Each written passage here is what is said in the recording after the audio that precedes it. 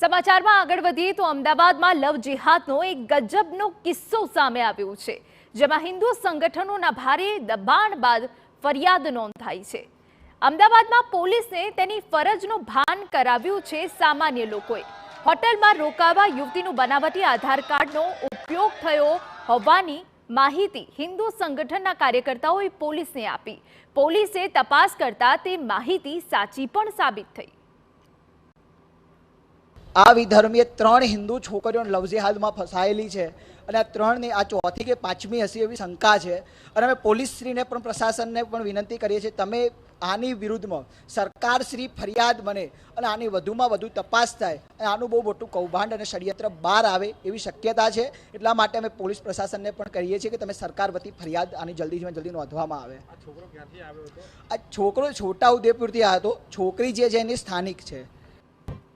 Police તપાસમાં સામે આવ્યું છે કે છોટાઉદેપુરના યુવક રેહાન અહેમદ અબ્દુલ શેખ અને એક યુવતી હોટલમાં રોકાવા માટે પુરાવા તરીકે આપેલા યુવતીના આધાર કાર્ડમાં ચેડા થયેલા છે।